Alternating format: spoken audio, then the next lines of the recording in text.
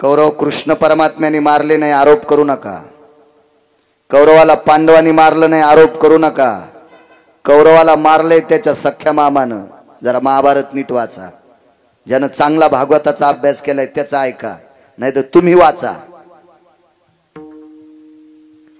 बहिणीची 100ला 100 पोरं जर कोणी मारली असतील तर शकुनीनं मारली. शकुनीनं दुर्योधनाची मांडी दाबली. भाषे बुवा काय बघता, काय बघायला खाले तू? मामाश्री वहिनी साहेबाच्या चोळीची एक गाठ सुटली, वरी बघू नये म्हणून खाली बघतो. मूर्ख कुठला नाही ते त्याच्या डोक्यात भरवलं आणि शकुनीनं दुर्योधनाला बोलायला लावलं. बोल वाढ म्हणे तिला तू. आणि बघ दुर्योधन भडकला.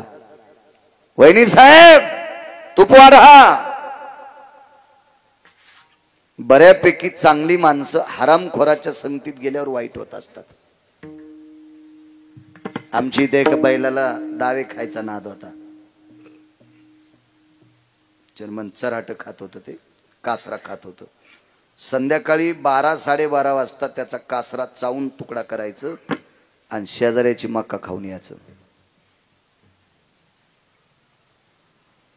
त्या माणसानं गारानं केलं म्हणे, बाळू महाराज सोपते कवा तुम्हाला? लोकायला कीर्तन सांगता आणि संध्याकाळी बैल मोकार सोडून देता. मान खाली घालायला लागली. मला त्याचं ऐकेल. मी कीर्तनापुरतं सांगायलो. त्याच्या भंगिऱ्यात मकाला बैल घालायला मी इतका मूर्ख आहे का?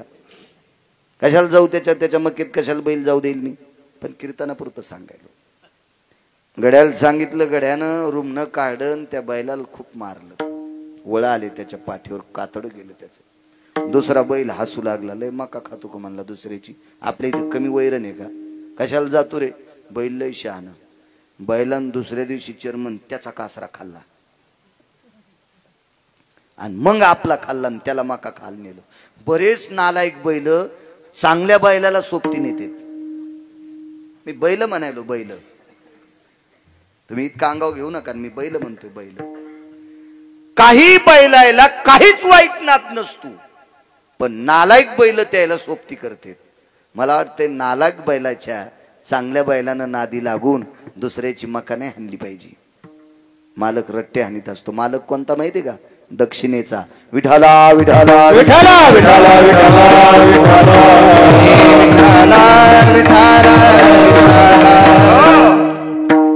तसा दुर्योधन मुळात वाईट नव्हता महाराज. दुर्योधन ठराविक लोकांच्या संगतीनं नालायक झाला. त्याच्यावर कशाला हात देतो रे? पुढं सरक न. लय तू कंबर मोडी का? सरक पुढं.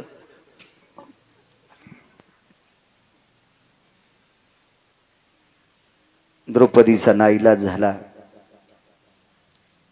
आणि द्रौपदीनं या 36 लोकांपैकी बसलेल्या 5 लोकांकडे बघितलं. त्या 5 लोकात तिचे ते पती होते. धर्म, भीम, अर्जुन, नकुल, सहदेव. 5 लोक होते. धर्माने द्रौपदीकडे पाहला आणि मान खाली घातली. बाकीच्या चौघायची हिंमत नाही उठून बकीट घ्यायची. खरं तर धर्माचं काम होतं, नकुल सहदेवाचं काम होतं, भीम अर्जुनाचं काम होतं. आपल्या पत्नीची चोळीची गाठ सुटली आणि आपण स्वतः बकीट घेऊन तूप वाढवावा. पण काय त्यांच्या अंतकरणात तो भाव आला देव जाणे. त्यांनी माना खाली घातल्या. नाईलाज झाला द्रौपदीचा. द्रौपदी अंतकरणात तिच्या स्वतःच्या भावाला स्तवित होती. दृष्टद्युम्न नावाचा भाऊ आहे. पांचाळ नरेशाला मुलं 2. त्याच्यापैकी एक द्रोणाचार्याच्या हाताने मृत्यू पावला होता. एक जिवंत आहे. फार तिचा कृपाळू, सात्विक, सदाचारी, पुण्यशील भाऊ होता. द्रौपदीच्या अंतकरणाचा बाण फुटला ही 2-4 क्षणाची गोष्ट आहे, सेकंदाची गोष्ट आहे. दादा मला किती पवित्र पतीच्या सानिध्यात स्वाधीन केलंस रे देवा. दादा दादा माझा एक पती खोटं बोलत नाही. त्याचं नाव धर्म. एकानं पाय आपटिल्याच्या नंतर 2.5 किलोमीटर मध्ये झाड उभं राहत नाही. त्याचं नाव भीम आहे. बैला आणि घोडे पारखायची ताकद ज्याच्यात नकुल सहदेव आहेत. भगवान शिवशंकरांनी पाठ थापटावा असे अर्जुन नावाचे पती येत रे, फार पुरुषार्थी पती येत रे. पण ज्या वेळेला माझ्यावर अब्रूचं संकट आलं त्यावेळेला त्यांनी मान खाली घातली. तू का म्हणे नग्न भाज, लाज कोणाला असती?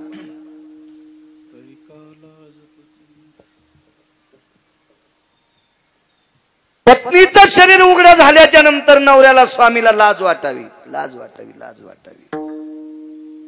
कानसन पांडवांना कळाला हा भाव. द्रौपदीने देवाला सांगितलं, देवा एकदा वनवासात असताना, पुढचा प्रसंग पुढचा आहे तरी पण सांगतोय, दादा वनवासात असताना 60,000 शिष्य घेऊन एकदा दुर्वास आले. दादा आता पंढरपुरातला आहे, आता द्वारकेतला दादा आहे. हाकेसर शिवडी सांगतोय, दादा हे जगदानंद कंद जगतपत आहे, माझे पती हैराण झाले, जीव कसं घालावा. दादा थोडस वारं सुटलं रे, त्या वाऱ्यानं पायावरच्या मिऱ्या बाजूला सरकल्या आणि 2 पायाची नख दुर्वासानी पाहिली. तेवढ्या अवकाशात एका पवित्र सात्विक सदाचारी आपल्या पतीवर अतूट प्रेम करणाऱ्या स्त्रीच्या पायाचे बोट पाहिल्याच्या नंतर अन्नपूर्णेला लाजावं लागलं आणि वाहत्या गंगेच्या पात्रामध्ये वाळवंटात स्वयंपाकाचं आयोजन झालं आणि 60,000 मुनी ऋषीसह शिष्यासह दुर्वास ठेवले. म्हणून महाराजांनी एक शब्द खर्चिला, जिचे होता दरुशन मिळे पोट भरी अन्न. दादा अरे माझ्यासारखीचे पाय बघितल्याच्या नंतर 60,000 शिष्यासह दुर्वास जेवतात. देवा जीवनभर अंग झाकून घेतलं रे. नेहमी सांगत असतो मी, या देशातल्या श्रीमंतांनी पैसा झाकून ठेवला पाहिजे आणि या देशातल्या पवित्र स्त्रीने कपड्याने अंग झाकलं पाहिजे. या 2 गोष्टी पवित्र सांगितल्या भारत देशात. पैसे उघडे ठेवायचेत नाही. ज्याची बायको ज्याचं नाही त्याचा कापूस खुरपायला जाती ती बिचारी गरीब बाई, आणि बाजाराच्या दिवशी नालायकाच्या हातात पैसे देती आणि ह्यो डायरीच्या पुढून ठेवतो. दुसऱ्याच्या मोटरसायकलला हात देऊन गाडीवर बसला, ब्रेकरवर मोटरसायकल आदळली, तिथं 3 नोटा पडल्या. वापस आल्या बायकोनी विचारलं, बाजार नाही आणला? पैसे पडले. कुठं ठुलते? ह्या खिशात. ती म्हणली, बायला मला नाही, त्याला म्हणली. मला कशी म्हणीन? ती म्हणली, बायला अरे म्या लय काम केलं तर रे, बायला जरा आतल्या खिशात फाचे असते रे, वरी ठुत नसते रे. फुगीर सोसायटीचा अध्यक्ष. लोकायला काय नोटा दाखवतो सुंबळ्या? अरे लोकायची तर त्याला माहित नाही, मोजता येईन इतके आहेत त्याच्याकडं, आणि काय तू 3च नोटा दाखवायला 500-500च्या. लय काही कायला नात फुकट कळण शेंडी वळवळ. पळीभर पाणी घेतो समुद्राला आंघोळ घालतो. पैसे झाकलेले असावा, देशाची स्त्री सर्वांग कपडे घातलेले असावा. द्रौपदीचं जीवन गोड होतं. विटेवरच्या मालकाला दुसरा एक वाक्य सांगितलं देवाला, देवा या 78 लोकांपैकी 2 सोडून दिले तर सगळ्यांना शरीर पाहिलं तरी मला दुःख नाही. का? कारण 78 मधले भीष्माचार्य द्रोणाचार्य सोडून दिले तर सगळे नालायक होते. नालायक म्हणजे मूर्ख, मूर्ख म्हणजे पागल, येडा. आणि येड्यानं शरीर झाकलेलं पाहिलं काय, उघडं पाहिलं का? काय नवलाची गोष्ट आहे. 36 लोकांपैकी सगळे उठून गेले, 5च राहिले होते. 5 पती होते युजीबुवा, आणि नवऱ्यानं शरीर उघडं पाहिलं का झाकलं पाहिलं का? काय लाज आहे? म्हणून देवा इकडे 5 पती आहेत, यांच्याबद्दल दखल नाही. 78 लोकांपैकी फक्त 2च लोकांना माझं शरीर दिसू नये, एक भीष्माचार्य आणि एक द्रोणाचार्य. पहा देवा पहा, बघा प्रयत्न करता आला असेल तर. वरची गाठ चोळीची सुटलेली, दुसरी गाठ सुटणार. तेवढ्या अवकाशात दुर्योधन जोरात बोंबलला, वहिनी. धर्माने भोया उचलल्या आणि द्रौपदीला खुणवलं तूप वाढ. द्रौपदीच्या लक्षात आलं आपल्या आबरूची पर्वा पतीला दिसत नाही. इकडे बसलेली सगळी नालायकाचा कळस आहे, हरामखोरपणाचा कळस आहे सगळं. काय करावं. खाली टेकलेलं बकेट हातात घेतलं, वगराळ तुपानं भरलं आणि पात्रावर तूप रिचवीत असताना चोळीची गाठ सुटणार आहे. तेवढ्या अवकाशात डोळ्याने रडली नाही, कारण डोळ्यानं जर रडली असती तरी पण याच्यातल्या नालायकानं सांगितलं असतं रडत रडत आम्हाला वाढू नकोस, आम्हाला तूप घ्यायचं नाही. अंतकरण रडत होतं त्या बाईचं, अंतकरण रडत होतं. देवा जीवनात तिला इतकं पाप केलं नाही रे देवा, जीवनात इतक्या चारित्र्यात वागले रे. कामाच्यावर असा प्रसंग. अरे वलय मुखातून पडत असताना ओठ थोडेसे फाकले. किती फाकले माहितीये? खालच्या आणि वरच्या होटाला इतकी छोटीशी खिंड पडली चर्मन, त्या खिंडीतून फक्त तीळ मध्ये जाऊ शकतो. तीळ तीळ फक्त तीळ, याच्या व्यतिरिक्त खिंड नाही. तितक्या जागेची संधी पंढरपुरातल्या द्वारकेतल्या मालकाने लक्षात घेतली आणि तिळापेक्षाही सूक्ष्म रूप धारण केलं आणि श्वासातून आत प्रवेश केला. 2 हात पूर्वीची होती. एका हातात तुपाचं बकेट आहे आणि एका हातात तुपाचं वगराळ वाढण्यासाठी वाकलेली गाठ सुटणार. तेवढ्या अवकाशात 2 हात शिल्लक तयार झाली.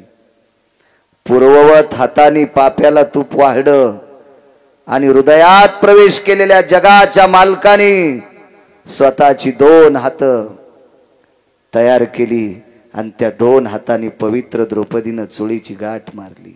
गाठ मारली. श्रुती पंढरपुरातल्या मालकाला प्रश्न करत होती, हे जगदानंद कंद जगतपते,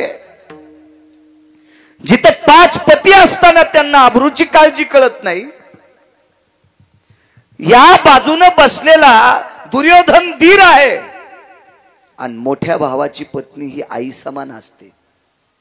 मग आई समान असणाऱ्या भाऊजाईचं शरीर उघड पावा ही धीराला अक्कल नाही.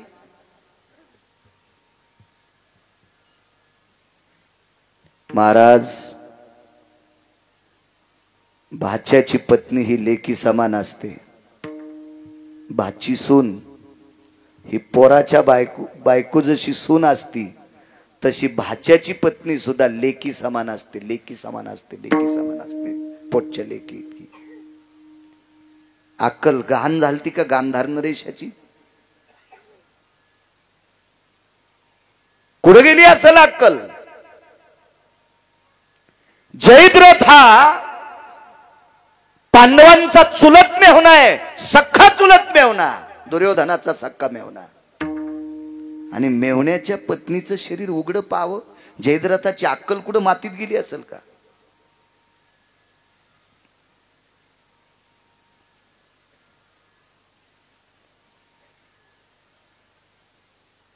श्रुती विचारत होती देवाला. देवाने विचारलं, तू कशा करता विचारते? मी याच्या करता विचारते, रक्ताच्या नात्यातली माणसं नालायक झाली. ज्यांच्या नावानं कुंकू लावत होती त्यांनी माना खाली घातल्या. तुला काय गरज होती आतमध्ये प्रवेश करून हाकेला धावण्याची आणि 2 हात तयार करून चोळीची गाठ बांधून तिची प्रतिष्ठा थांबवण्याची? तुला गरज काय होती देवा? काय गरज होती तुम्हाला? कशा करता तुम्ही हा टास्क केला? तुम्ही रिकामे आहेत का? विटेवरच्या मालकानं सांगितलं, श्रुती तुला काय सांगू, द्रौपदीचं काय प्रेम आहे.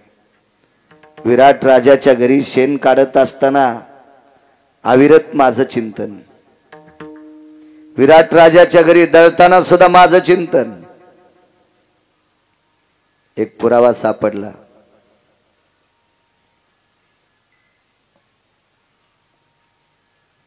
आपण फक्त एकच पुरावा पाहतो. अर्जुन झोपी गेल्याच्या नंतर अर्जुनाच्या अंगावरची रोम कृष्ण कृष्ण म्हणत होती. द्रौपदीनं ज्या वेळेला चोळीची गाठ सुटली त्यावेळेला देवाला एक आठवण करून दिली ती. द्रौपदीचं सकाळी स्नान आटपल्याच्या नंतर द्रौपदी ज्या वेळेला हातात कंगवा घेऊन डोकं विंचरत होती, त्यावेळेला कंगव्या वाट डोक्यातून गळालेली केस डोक्याचे एक न एक केस सापडत होती. कोणाला सापडू देत नव्हती. का? ही गोष्ट धर्माला माहित होती. आणि कौरवाच्या पक्षामध्ये कांतिप्रिया नावाची दासी होती. कांतिप्रिया नावाची दासी ही गांधारीची दासी होती. आणि गांधारीच्या दासीला माहित होतं अर्जुनाच्या अंगावरचे रोम कृष्ण म्हणतात झोपी गेल्यावर, आणि द्रौपदीच्या अंगावरचे रोम कृष्ण म्हणतात. 15 दिवस शिल्लक राहिले होते. 15 दिवस अज्ञातवासात. कांतिप्रियेला एके दिवशी विचारलं गांधारीनं, कांते, ब्रह्मज्ञानाचं स्वरूप होती कांती. हे कांते जी, या 15 दिवसात जर नाही पांडव सापडले तर पांडवाच्या पाठीमाग पंढरपुरातला मालक आहे, द्वारकेतला मालक आहे, माझे पोरं वाचत नाहीत. अज्ञातवासात पांडव सापडणं अत्यंत गरजेचे आहे. कसे सापडते लो? पांडव अज्ञातवासात पांडवांचं एक विशिष्ट प्रकारचं नाव आहे. पांडवांना नष्टचर्या म्हणून नाव होतं. नष्टचर्या किती नष्ट सांगू तुम्हाला. इथं बसलेल्या प्रत्येक पुरुषाच्या छातीवर खोटे का होत नाही पण स्तन आहेत महाराज. अर्जुनाला नव्हते. अर्जुनाला खोटे पण स्तन नव्हते. एक नंबरचा नर. साडी नेसावं लागली हो, साडी नेसावं लागली. ब्रह्नडा व्हावं लागलं. ब्रह्नडा ब्रह्नडा. ज्याच्या रथाचे चाक घासू नये याच्याकरता पृथ्वी एका इतीनं रथ आधार झेलीत होती. इतका तत्ववादी धर्म कंक झाला हो. हिशोबनी झाला. चार्टेड अकाउंटंट झाला. काय ताकद असेल कल्पना करा. 48,324 दाशा जिच्या इथं भांडे घासीत होत्या ती शेण काढत होती. कांतिप्रिया नावाच्या दाशीनं सांगितलं, मालकीनबाई एक पर्याय आहे.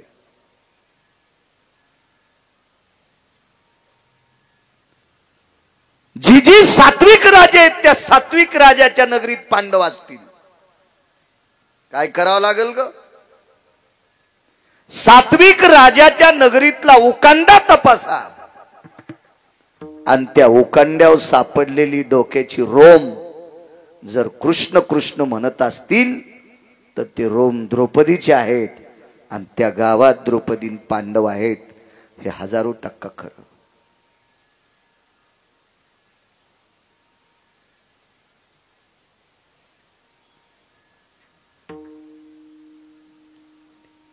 कलियुगामध्ये जनाबाईनं हात लावलेल्या गौऱ्या विठ्ठल विठ्ठल म्हणत होत्या.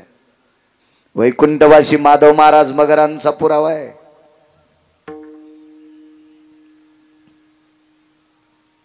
द्रौपदीने शेण काढल्याच्या नंतर शेणाचा गोळा बाजूला ठेवायची आणि जिथं डोकं विचारलंय त्या जागेवर त्या शेणाच्या गोळ्याला थापटून खाली पडलेली रोम सगळी त्याच्यात गुंडाळून टाकायची.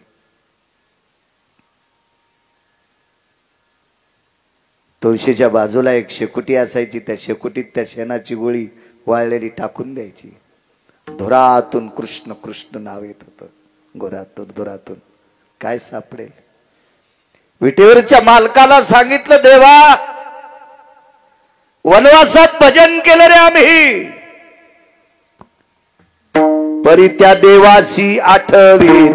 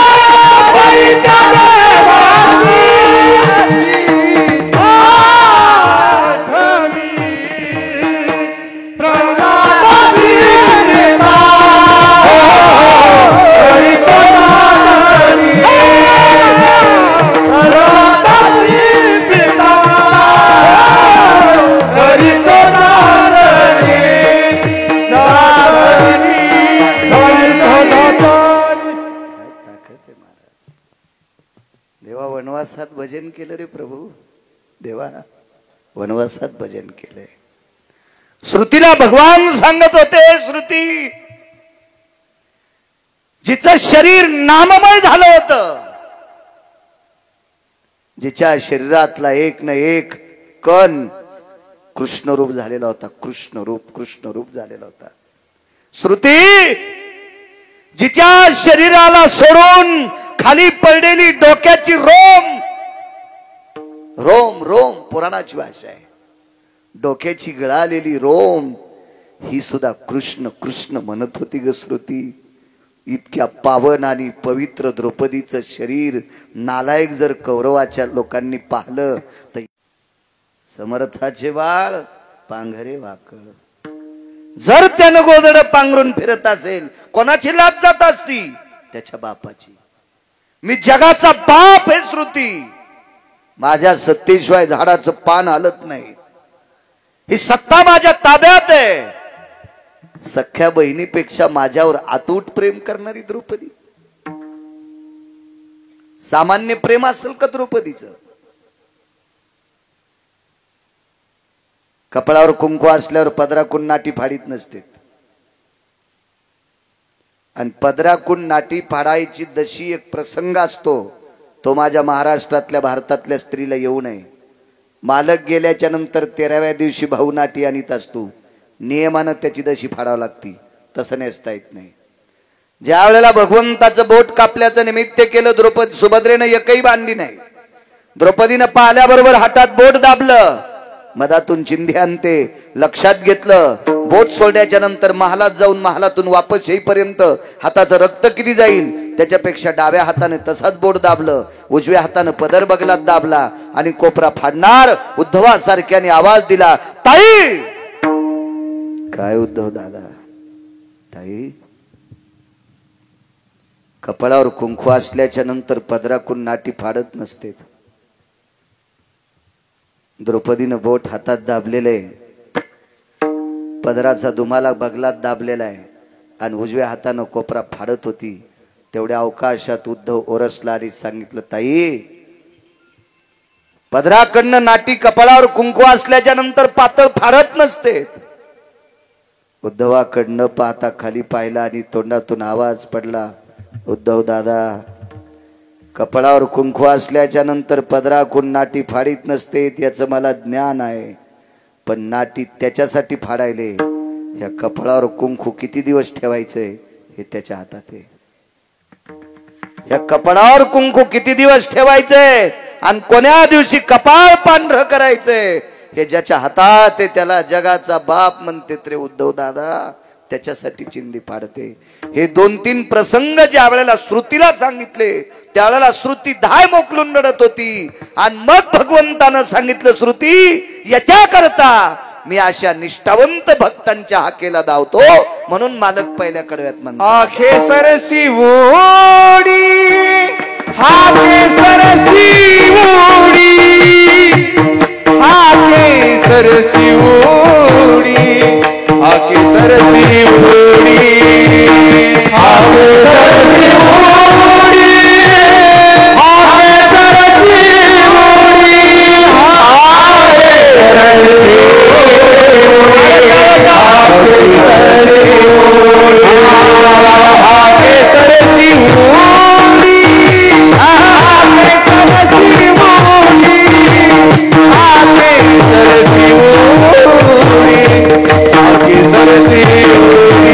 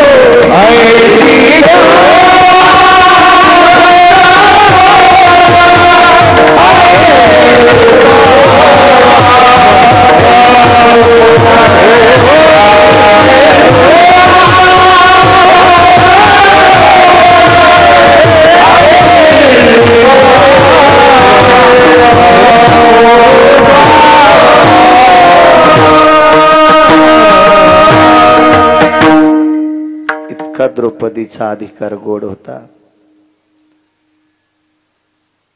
द्वापार युगामध्ये 78 हका आल्या. 78. अजून काही 5-7 हका येतात. मी तिथपर्यंत पोचलो नाही वाचायला. मी 78 हक्क पाहिल्या. पण ती हका मारणारी सुद्धा तितक्या विटेवरच्या मालकावर तितक्या श्रद्धेनं प्रेम करणारी लायक संपन्न लोक होती. त्याच्याकरता त्यांच्या हाकेला धावलाय. भक्तांनी देवाला हाक मारत असताना त्याचा फक्त भाव पाहतो. त्याची श्रीमंती पाहत नाही, त्याचा बंगला पाहत नाही, त्याचं पद पाहत नाही, त्याची जात पाहत नाही, उन्हाळा हिवाळा पावसाळा ऋतू पाहत नाही, सकाळ संध्याकाळ पाहत नाही, जंगलात हे का कुठेही पाहत नाही. स्थानाचं महात्म्य नाही, कालाचा भेद नाही, जातीचा संबंध नाही, श्रीमंतीचा संबंध नाही, स्त्री पुरुष पशु पक्षी आहे याचाही संबंध नाही. फक्त त्याचा भाव पाहिजे, त्याचं तितकं वजनदार काम. अंतरीची घेतो बाहेर बाबाची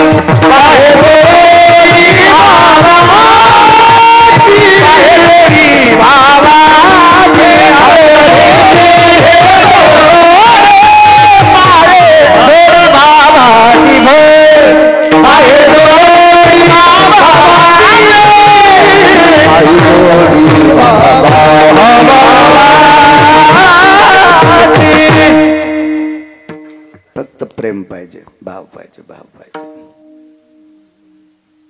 असू द्या, आजच्या दिवस दाखवा. अर्धा तास राहिला, कशाला ताण घ्यायचा. एकदा मूर्खाच्या यादीत गेल्यामुळे शहाणी सुद्धा मूर्ख होत असतात.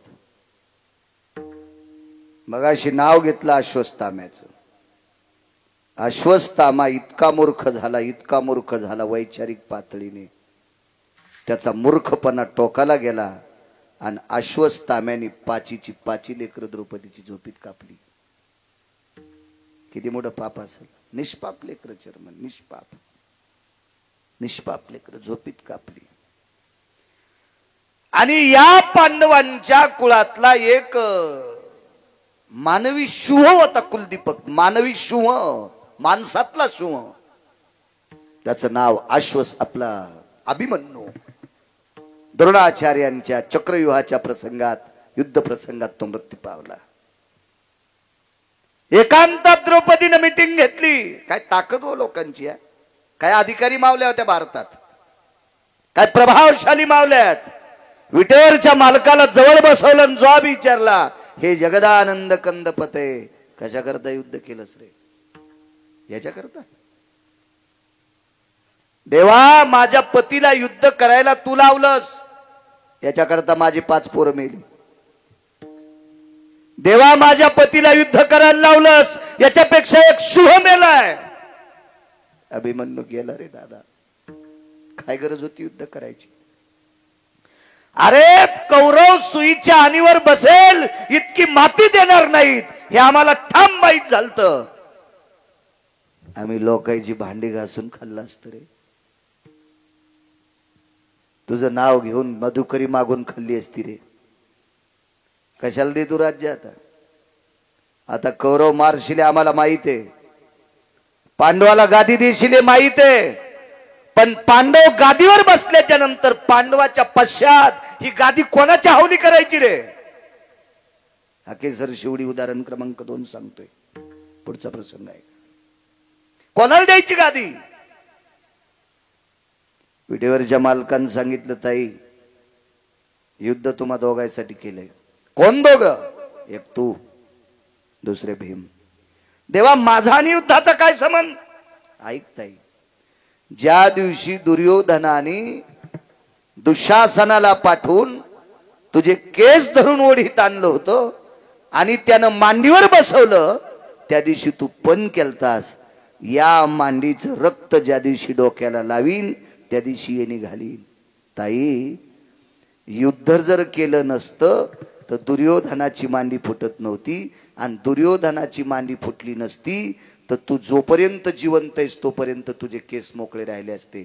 आणि बाईचे केस फक्त ठराविक वेळेला मोकळे असावा. बाईनं कधीही मोकळे केस ठेवायचे नाही. कोण्या या संस्कृतीतल्या. बाकीच्या इचकायची आपली काय लायकी आहे, आपली पात्रता नाही, आपली योग्यता नाही, आपलं ते ज्ञान नाही, आणि हा संप्रदाय सांगत नाही. बाकीच्या काय गरज आहे. पण या भारतीय संस्कृतीतल्या, सनातन संस्कृतीतल्या, वारकरी संप्रदायातल्या अनुयायी स्त्रीनं ठराविक वेळेला केस मोकळे असावा. नवरात्रीत आपण जगदंबा उत्सव साजरा करतो, तर नवरात्रीमध्ये काही काही लोक त्या जगदंबेला, त्या प्रतिमेला मोकळे केस सोडते. चुकीची प्रणाली आहे. जगदंबा केस मोकळे कधी सोडित होती माहितीये का? हरामखोराला हाणताना, युद्ध करत असताना जगदंबेचे केस मोकळे असावा. एरवी जगदंबेचे केस कधीच मोकळे नसावे. वज्रेश्वरी, कामेश्वरी, प्राणेश्वरी, विमला, कमला, दुर्गा, पुराणातली नाव आहेत. कधी नाही मोकळे ठेवले केस, फक्त युद्ध करताना. या भारतीय संस्कृतीतल्या पवित्र स्त्रीचे केस 4 दिवस मोकळे असावा, रजस्वाला असताना. कुंखाच्या करंड्याला हात लावायचा नाही. आरसा एखाद्या अडचणीत असतो तिथं शिवायचं नाही, म्हणून मोकळे असावा. अजून 4 प्रसंगातला एक प्रसंग सांगतो. आपल्याकडे संस्कृतीमध्ये भावकीतला माणूस जर गेला तर 10व्या दिवशी सुतक फेडायला एका विशिष्ट प्रकारच्या नदीवर किंवा गंगेवर जात असतात. आणि तिथं सुतक फेडत त्या दिवशी घरापर्यंत येईस तर केस मोकळे असले तरी चालते. एरवी केस मोकळे ठेवायचे नाही. अजून 2 ठिकाणी मोकळे ठेवतेत, पण त्याला पुराणात आधार नाही. अंगात आल्यावर पण त्याला पुराणाचा आधार नाही, शास्त्राचा आधार नाही, वेदाचा आधार नाही, ऋषीमुनींचा आधार नाही. तिथे केस मोकळे सोडतात. का सोडत असताल देव जाणे बाबा. पण स्त्रीने केस मोकळे सोडू नये. ताई, तू तर पण केलता. ज्या दिवशी रक्त मांडोक्याला लाईन, आंघोळ करीन नाहीन, त्या दिवशी केस बांधीन. याच्याकरता युद्ध करावं लागलं. आणि भीमाने एक पण केलता. ज्या मांडीवर माझी धर्मपत्नी बसली ती मांडी एके दिवशी फोडणार आणि त्या मांडीचं रक्त घाटा घाटा प्याणार, असं म्हणलं असेल का भीम? भागवतकारांनी वाचून सांगितलं पाहिजे. कॅसेट उघडल्यावानी नाही केलं पाहिजे. कारण पांडव माळकरी होते, आणि माळकरी माणसं हरामखोराचं रक्त कसं पेतील? भीमाचा पण होता. यती जन्नू जंघा ललाट प्रपटले तिलकोती जायते.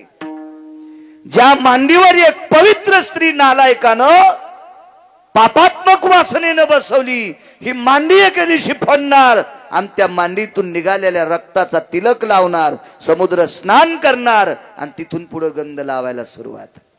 भीमा, अविरत जर तुम्ही पांढऱ्या कपाळाचे राहिले असता याची लाज मला होती. माझी बहीण केस मोकळे सोडलेली असती याची लाज मला होती. याच्याकरता युद्ध केलंय. दादा, या 2 गोष्टीची लाज सांभाळण्यासाठी युद्ध केलं. आणि आता खुर्ची बसायला कोण आहे? गेला ना आमचा दिवाळी झुन. तुम्हाला एक सांगू का? वाऱ्यामध्ये बुड झाडाचं मोडल्यालं कितीतरी उत्तम,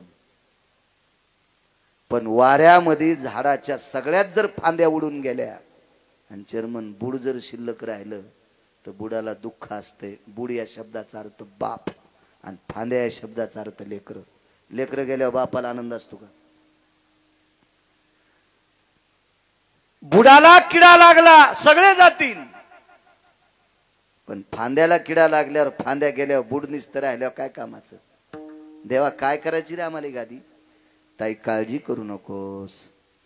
4.5 महिन्याचा गर्भ तुझ्या एका सुनबाईच्या पोटात आहे. तिचं नाव आहे उत्तरा. तिचा झालेला मुलगा या गादीवर बसेल. गुप्तचर बाजूलाच होता. लगेच दुर्योधनाच्या कानात फोन. राजकुमार, अश्वत्थाम्याने 5 मारली.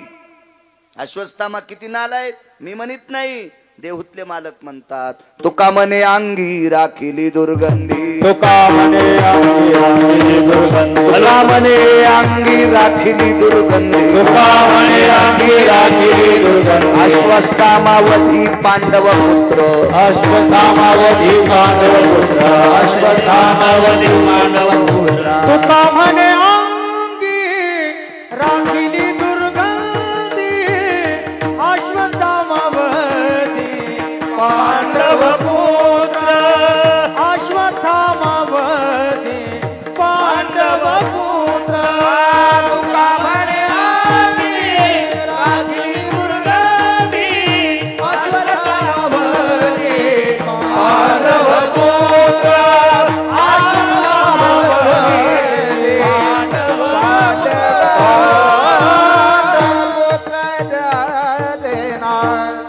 विचारामध्ये इतकी युकृती वाढली आणि वैचारिक पातळी नदीला गेली अश्वत्थाम्याची, म्हणून तुकोबराय म्हणतात तुका मने अंगी राखिली दुर्गंधी, अश्वत्थामावधी पांडव पुत्र. देऊतले मालक सांगतात. आणि या अश्वत्थाम्याच्या कानावर दुर्योधनानं सांगितलं, मित्रा भीष्माचार्यांच्या युद्ध हस्त कौशल्यात मृत्यू पावला, तो 5 मारलेस, 1 जिवंत आहे. आणि ह्या नालायक अश्वत्थाम्याने उत्तरेच्या अंगावर ब्रह्मास्त्र टाकलं. उत्तरेच्या अंगावर धक धक धक धक धक धक करीत अकेसर शिवडी सांगते ब्रह्मास्त्र, हजारो सूर्याचा गोळ अंगावर यावा असा तो गोळ येत होता. उत्तरा किती हुशार होती माहिती? उत्तरा ही अर्जुनाची सून आहे.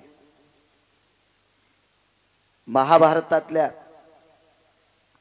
4 मानवी सिंहाची एकापैकी एका सिंहाची पत्नी आहे, अभिमन्यूची पत्नी आहे. या बाईचे मामस सासरे पंढरपुरातले मालक होते. उत्तरा किती श्रीमंत आहे सांगू? तिच्या मालकाचे सख्खे मामा पंढरपुरातला जगाचा बाप आहे. पंढरपुरातल्या मालकाची भाची सून आहे ती. पंढरपुरातले मालक तिचे मामे सासरे आहेत. काय वैभवशाली बाई असेल ती. आणि तिची सख्खी सासू पंढरपुरातल्या मालकाची सख्खी बहीण आहे. त्याच्या पुढचं पहा ना, पुढचं.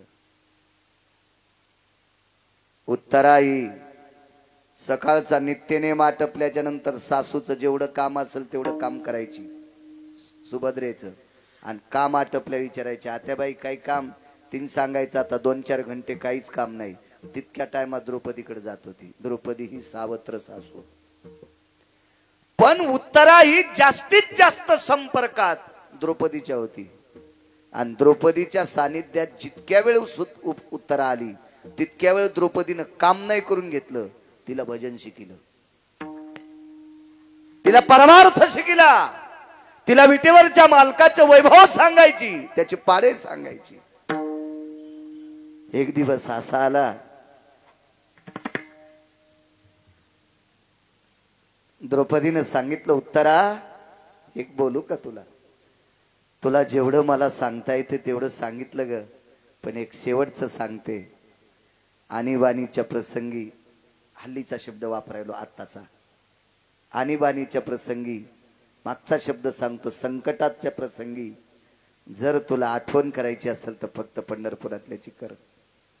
तुम्हाला हाक मारू नकोस, सासऱ्याला हाक मारू नकोस, सासूला हाक मारू नकोस, पतीला हाक मारू नकोस. आणीबाणीच्या प्रसंगी जर तुला गरज पडली तर द्वारकेतल्याला हाक मार. तो कृपाळू आहे, तो दयाळू आहे. तो प्रसंग आला, हाक मारली, जवळ आलत ब्रह्मास्त्र. इतक्या आवेशात हाक मारली देवा, दोन्ही ओठ फाकल्या गेली. आणि पंढरपुरातल्या मालकाने अंगुष्ट प्राया इति तनु जायते धारम सुदर्शेने सवगर्भेषु यच्चक्राति भया.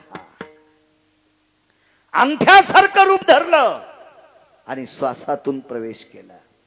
आणि गर्भाच्या भोवताल सुदर्शन फिरवित होता. मालकाचा गोडसा पुरावा आहे त्याच्यासाठी सुद्धा असं सुदर्शन फिरवित होता. ब्रह्मास्त्र आलं, आणि सुदर्शनात विलीन झालं. राजे हो, कृतात्रेता युगात ब्रह्मास्त्र सोडलं होतं, ती ब्रह्मवरदान युक्त शक्ती सोडली होती. ही शक्ती धरण्यासाठी मारुतीराय परेशान होते. विश्वातला एक नंबरचा संन्याशी बेजार आहे. मारुतीरायाची फार सुंदर मूर्ती आहे. चर्म मंदिर तुम्ही गावकरी मंडळी इतकं सुंदर करता. 1,01,00,000 मंदिर बांधकामासाठी एका फार काळ्या पाषाणाचं, या पाषाणाला हजारो वर्ष आयुष्य असते. रयतेचे राजा छत्रपती शिवाजी महाराजांनी गड किल्ल्याला जो दगड वापरला, छत्रपतींच्या बुजुर्गांनी पूर्वजांनी जो दगड वापरला, तोच काळा पाषाण या पवित्र मारुतीरायाच्या मंदिराला तुम्ही वापरता. याला लाखो वर्ष आयुष्य असते. या दगडाला याला कोणी काही करू शकत नाही. अशा भव्य दिव्य सुंदरशा नूतन वास्तूमध्ये आता बऱ्यापैकी पेटी काम, याला तिथपर्यंत गेलं म्हणजे पेटी काम झालं असं म्हणतात मंदिरावाले. आणि फार सुंदर असं मंदिर तुम्ही करता मारुतीरायाचं. अशा एका पवित्र संन्याशाला सुद्धा ही ब्रह्मशक्ती पकडण्यासाठी फार, रामायण वाचा लक्षात येईल तुम्हाला, फार मोठे कष्ट झालते. आणि हे ब्रह्म अस्त्र एका सेकंदात सुदर्शनात विलीन झालं. इथेही प्रश्न केला. श्रुतीने विचारलं, देवा घरातली माणसं इतकी विकृती हरपून, वैचारिक पातळी हरपून, विकृतीचं टोक गाठून एका पोटातल्या बालकाला, निष्पाप बालकाला दुर्योधन मारण्यासाठी पाठवतो, त्याला तुला काय गरज होती वाचवायची? ऐक श्रुती, ज्याच्या आईनं माझं भजन केलंय याच्याकरता धावलो हे सोडून दे. आतलं किती गुणवान होतं, जे 4.5 महिन्याचं होतं का पोटात, ते किती गुणवान होतं, किती गुणवान. ऐका, देवानं त्याचा सांभाळ केल्याच्या नंतर 9 महिने 9 दिवस झाल्यावर त्याचा जन्म झाला. आणि जन्म झाल्यावर उत्तरेनं भागवत पहा, आणि मग उत्तरेनं प्रभूच्या मांडीवर दिलं. त्यावेळेला ते जिभेच्या चुटक्या वाजित होतं, चुटक्या वाजित होतं, चुटक्या. तर उत्तरेनं देवाला प्रश्न केला, देवा मी आई असून माझ्याकडे चुटक्या वाजत नाही जिभेच्या. 42 दिवस वय होतं, फक्त 42 दिवस, 41 ते 42 दिवस. आणि एवढ्या वयाचं लेकरू तुम्हाला बघून कस काय चुटक्या वाजित? भगवंत हसले आणि सांगितलं, उत्तरे मला ओळखिले त्यानं, माझी त्यानं परीक्षा केली, म्हणून तर त्याचं नाव परीक्षित ठेवण्यात आलं. गर्भाम दर्शयामी रक्षंती भया स्थितो बाह्या परीक्षा स्थितवंते इति नाम परीक्षिती. मला सांभाळणारा हाच जगाचा बाप आहे, त्याची बाहेर आल्यावर परीक्षा केली, म्हणून त्याचं नाव ठेवलं राजाधिराज परीक्षिती महाराज. श्रुतीला सांगितलं, श्रुती याच्या आईनं माझ्यावर किती प्रेम केलंय, माझं किती भजन केलंय, तिचा जीव सांभाळण्याकरता धावलोय, इतकं सोडून दे. हे पोटातलं निष्पाप इतभर लेकरू सुद्धा माझ्यावर इतकं प्रेम करते, याच्याकरता हाक मारल्याकरता मी धावतोय, म्हणून मालक पहिल्या कडव्यात म्हणतो, हाके सरसी उडी प्रियजन व्रती जय भयतति संगा वृदिगण संगति जाय वृदिगण संगति जाय. नामनिष्ठ भव कांती जनो, नामनिष्ठ भव कांती जनो, नामनिष्ठ भव कांती जनो. या उक्तीनुसार चालत असलेला, गुरुजी मला आवाज येत नाही तुमच्या पुढीचा, विठाला विठाला विठाला. आणि या सर्व सद्भक्तांना, वक्ता या नात्यानं, वारकरी या नात्यानं, संप्रदायाचं काम करणाऱ्या माणसांना गिरगावकरांचा सादर प्रणाम. कुठेही वाकत जाऊ नये, 1. आणि काही ठिकाणी वाकल्याशिवाय राहू नये, 2. संप्रदायाचं काम करणाऱ्या माणसांच्या पुढे वाकलं पाहिजे, हे आपल्या संस्कृतीचं ब्रीद आहे. पंढरीच्या लोका नाही अभिमान, पाया पडे जन एकमेका. संप्रदायाचं काम करणाऱ्या माणसांपुढे वाकलं पाहिजे, म्हणून या सर्व कमिटीला धन्यवाद. अध्यक्ष आदरणीय सन्मान्य हरिभक्तीपरायण ज्ञानेश्वर नामदेव भागीत अजिवली, तथा उपाध्यक्ष श्री वसंत पांडुरंगराव काठावले भातन, आणि बाकी सर्व काही बरीच अशी नावं खाली आहेत. पण आता सर्वांची नावं वाचली अशी गृहीत धरा, सगळ्यांचीच नावं वाचायची तर आपल्या 11 याच्यातच वाचतील. विठाला विठाला.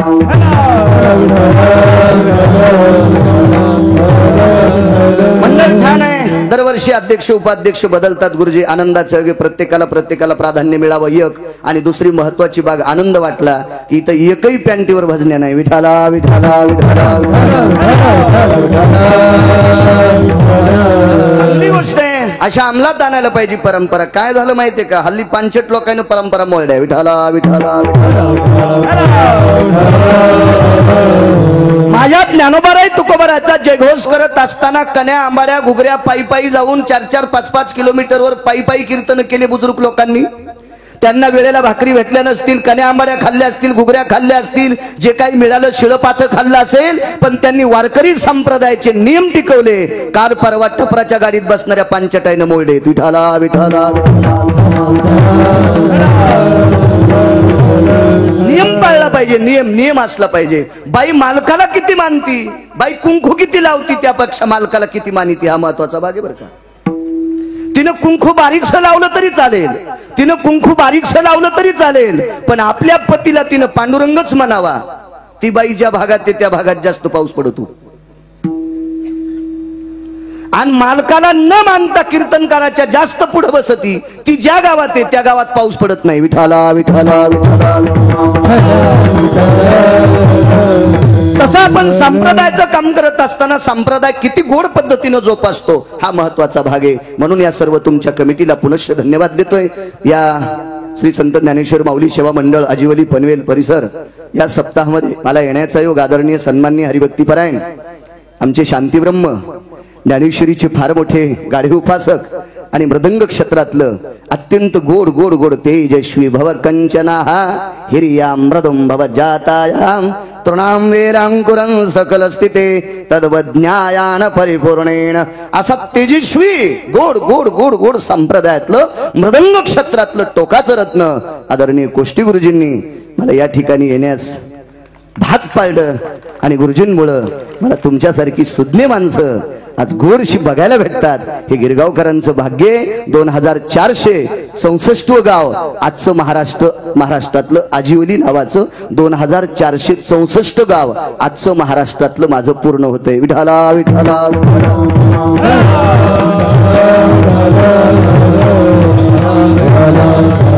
गुरुजींना धन्यवाद. याही बाजूचे मृदंगाचार्य संतोष भाऊ असतील, पुन्हा ज्यांनी चाल म्हणली अंकुश महाराज त्यांनाही प्रणाम. बाजूची सर्व मंडळी, याही बाजूचे आसाराम महाराज असतील, सगळं मंडळी. विनेकरी बाबा मस्तक माझा पायावरी वारकरी संतांच्या धर्मानाम पवित्रो धर्म संन्यासो पवित्र रक्तांबर स्थितकायाना काम वैशान्यरहिताय च. साधू बाबांना सुद्धा प्रणाम. विठाला विठाला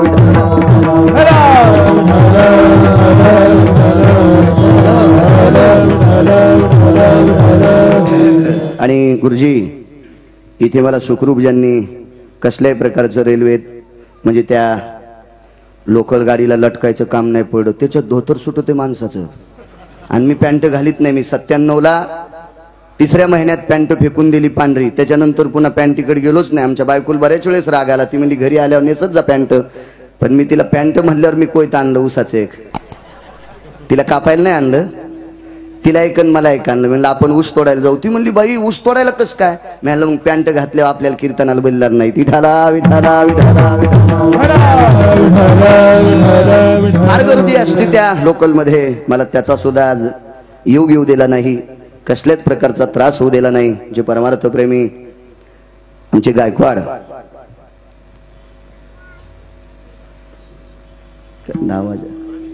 प्रवीण गायकवाड मला मुद्दाम तिथं गाडी घ्यायला आले. अरे गोड इथपर्यंत सुखरूप घेऊन आले. मांडेबॉनचाही सकाळी फोन आलता, येतोय म्हणलं मी. यांनी तोंडाला साबण लावली तेव्हा चालता. येतोय म्हणलं मी टाळत नाही. माझा 10 वर्षातला गुरुजी नियम आहे. तारीख द्यायला 2 वेळेस 3 फोन, तुम्ही 10-15 फोन केली क्षमा असावी. रिकामी नसती काय करावं. माझ्या परिसरात नदीला पाणी आहे, त्याच्यामुळे मला विहीर खांदायचा नाद नाही. मुंबईला कशाला येऊ, पण तुम्ही आग्रह केला म्हणून आलोय. विठाला विठाला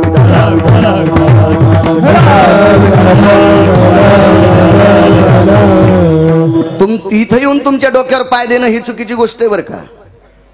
पण परमार्थाच्या बाबतीत मराठवाड्याचा नादच नाही करायचा कोणी. विठाला विठाला विठाला पण इथंही तुमचा सप्ताह पाहिल्याच्या नंतर इंद्राच्या अमरपुरीला लाजवीला असं वैभव वाटतंय. सुंदर जाव पोरापोरीचे लग्न लोक किती करतील. पोरापोरीच्या लग्नामध्ये किती माणसं खर्च करतील, नाना प्रकारचं हे करतील, पण माझ्या ज्ञानोबराय तुकोबरायच्या उत्सवामध्ये तुम्ही इतक्या आत्मीयतेने सुंदरशी आतिषबाजी डेकोरेशन सगळं करता, म्हणून पुनश्च तुमच्या या कार्याला गिरगावकराचा प्रणाम. विठाला विठाला. पुन्हा एक सांगतो, आमच्या भागामध्ये मुंबईला मायापुरी म्हणतात.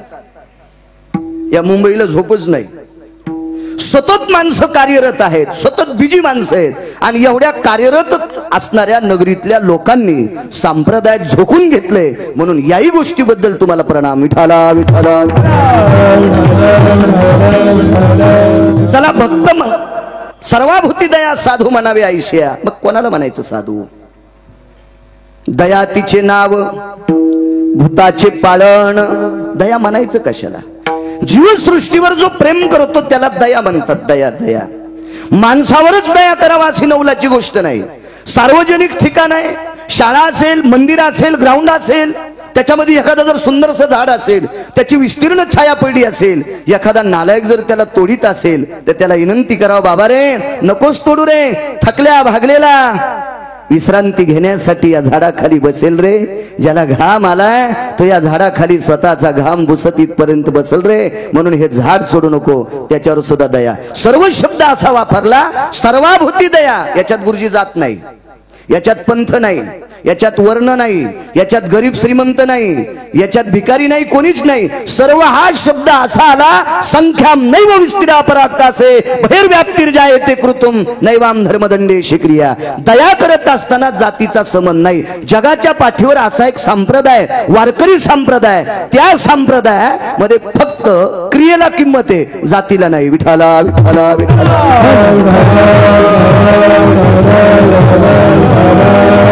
तुकोबाराय तर सांगतात, जाती समसवे काही कशाचं कामच नाही.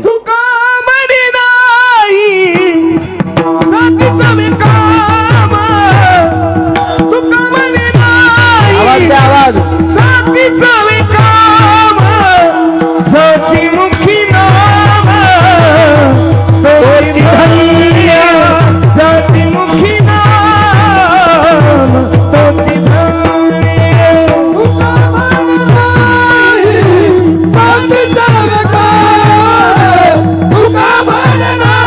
आवाज द्या त्यांना, आवाज द्या.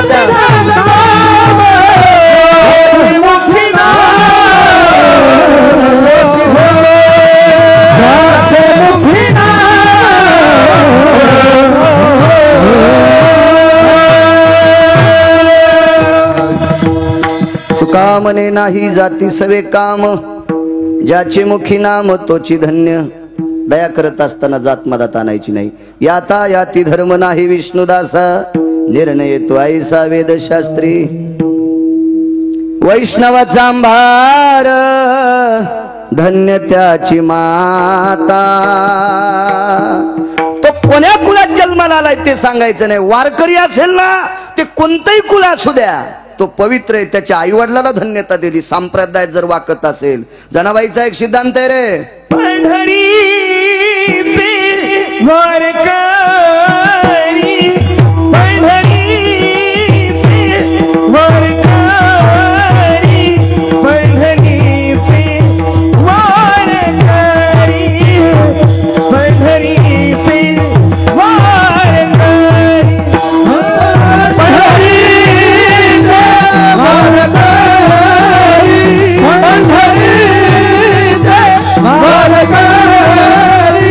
पंढरी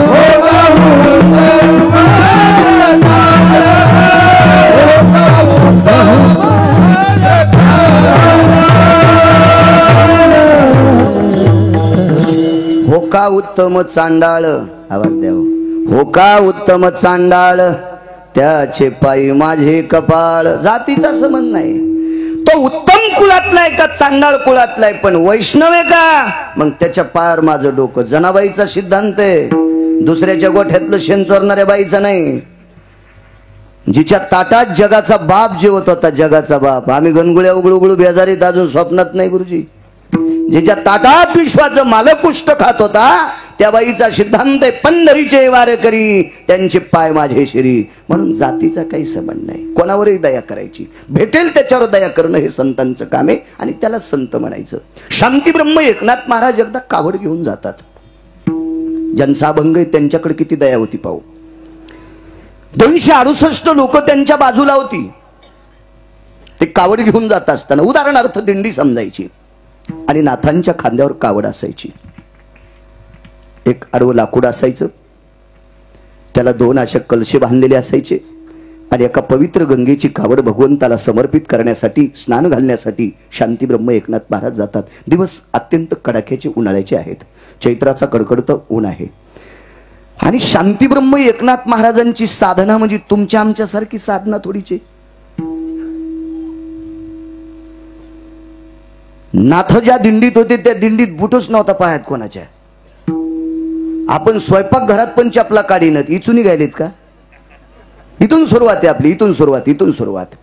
शांतीब्रह्म एकनाथ महाराजांच्या पायात बूट चप्पल नाही, कावड खांद्यावर आहे. श्रीमंतीचा जर विचार केला, शांतीब्रह्म एकनाथ महाराजाच्या श्रीमंतीचा विचार केला तर महाराष्ट्र मी पिंजून काढाय, मला आतापर्यंत तितका श्रीमंत व्यक्ती अजून कोणी सापडला नाही. 22 चोपदार माग पुढे 11 आणि पाठीमाग 11 गुरुजी. एका चोपदाराच्या हातात 15-15 किलो सोन्याची काठी आहे की एखाद्या मंत्र्याच्या घरी चोपदाराच्या हातात. त्यानं लादणीत दाबून ठेवलेलं कुंटाला ना असेल पण उघड. 22 गुणिले 15 किलो सोनं इतकं चोपदाराच्या हातात होतं. 32 किलोची सोन्याची छत्री. वैभव आवडत नव्हतं त्यांना, पण लोक शांत बसू देत नव्हते. 1143 गावाची जहागिरी, सकल संता माझी राजा आणि स्वामी एकनाथ माझा. हे वैभवनाथांचं काय काय वैभव असा. 36 वर्ष जगाचा बाप पाणी भरायला. 36 वर्ष 3 तपश्चर्या जगाच्या मालकानं माझ्या विटेवरच्या बापानी शांतीब्रह्म एकनाथ महाराजांचे गिरिजा काकीचे कपडे 36 वर्ष धुतले. 36 वर्ष. काय व्याप्ती असेल त्या भक्तीच्या टोकाची, काय अधिकार असेल त्या भक्तीचा. आणि ते नाथ बाबा पायात न काही घालता कावड घेऊन चाललेत. शुद्धता. कुठल्याही गोष्टीत नियम असावी, शुद्धता असावी, बाष्कळता नसावी. शुद्धता या शब्दाचा अर्थ सोहळा बर का, पण सोहळ्याचा अर्थ काही न ताणून चोपून दुसरा बांधला. सोहळा या शब्दाचा अर्थ फक्त शुद्धता, बाकी दुसरं काहीच नाही त्याच्यात. नुसती शुद्धता, पवित्रता, प्रांजळता, याचं नाव सोहळा आहे. आणि त्या तत्वनिष्ठेत शांतीब्रह्म एकनाथ महाराज वागायचे. 268 लोक बाजूला होते. आचार्य, पंडित, शास्त्री, मोठमोठाले आचार्य शांतीब्रह्म एकनाथ महाराजाच्या माग पळत होते. माग, कारण काशीत दिलेली शास्त्री पदवी खरी एका खोटी ती पैठणला तपासल्या जायची. किती महाराष्ट्र मोठा होता कल्पना करा ना. काशीत दिलेली आचार्य पदवी, काशीत दिलेली पंडित पदवी, काशीत दिलेली शास्त्री पदवी, हा कितपत शास्त्रीय आहे याचा हरिपाठ दिवस होतोय. एकनाथ महाराज फुल्ली मारायचे, बापू तो अजून त्या दशेला आला नाही माय.